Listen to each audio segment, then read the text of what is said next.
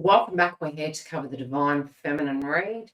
And for those of you that don't know, I'm your host, Yildiz from Yildiz Readings 5D. I'm a psychic medium, intuitive astrologer, as well as a twin flame coach. Now, if you do want to book a private reading, you can go to our website as well as look at our exclusive Sage Inner Circle network, where we have the sign up page with pre-release content, support, and more. Now, we're going to get straight into the read to see what is going on with the Divine Feminine this week. Now, it's funny. It's almost like you could be feeling that you're planning some big goals, but you're like, it's like this intuitive frequency that you're trying to hold your energy, but you're going to have to, how do I put it? It's almost like you don't want to pop off. You want to be very intentional about things. You're wanting to step back and to achieve certain things. Okay. Regardless of what people are, you might need to remove yourself from negative toxicity. They're also saying, try and tap into your goals. For some of you, it's almost like you're erasing the white noise. You're like, I'm getting offline. I'm really focusing on something that is actually going to get me to my goal. And I do think if you can do that, and you're being, you're not being a sheep. And this is the energy that's been shown to me. I feel if you can really discern about what is going to work for you, be open-minded. It could be that you don't quite know how everything's going to go, but your intuitive energy is trying to guide you. Your intuitive energy is saying something is changing within your own life, within the divine connection, but also at a global level. And we get the Judgment in the past position. There is going to be a judgment made, but it's also keep things loose, if you know what I mean. Be open-minded. You are moving towards your ascension process, and it does feel your energy, your aura. You're needing to use your frequency in a very resourceful way. And that is because you can actually achieve quite a bit in a very short space of time in getting prepared. And it just feels as though you are protected, you are prepared, you are renewing, you are transforming. And I get this goal-orientated dynamic. For some of you, it feels positive. I'm not getting anything negative here whatsoever. Now, this is more a behind-the-scenes situation.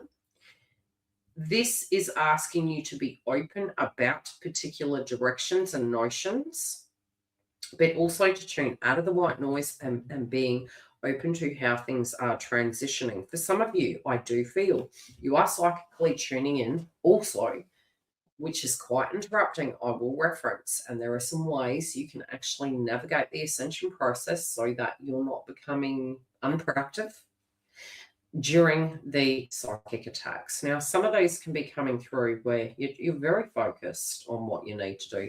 You're very focused on keeping your mind-body balance. And some of these things can kind of bring you stuck. If, for instance, you are all of a sudden really putting a lot of attention into an area and it comes to a halt, let it go back to it later. There are other times where you could be flowing and you're feeling fantastic and suddenly everything is down in the dumps. They're saying, sage your head, have a shower, go back to what you were doing. Breathe it in, blow it out, give it back to the other individual so that they can address their ascension portal. This can be your TF. Separately, what also can be happening is something in the judgment space of previous commitments is being addressed and they are ascending higher. You have it in your heart space. It is a joint frequency. There is something that is unfinished here that is a binding coil between you both.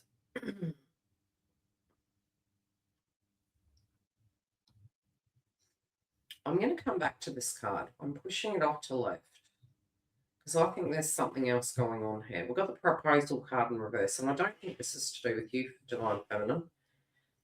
I think this is something energetically you're tuning into. You could be personalizing it, but I don't feel this is to do with you. Okay, letting go of emotional upheaval and embracing the renewal of the present. It's like you are pouring your passion. You've got to use your energy very, very cautiously this month, okay?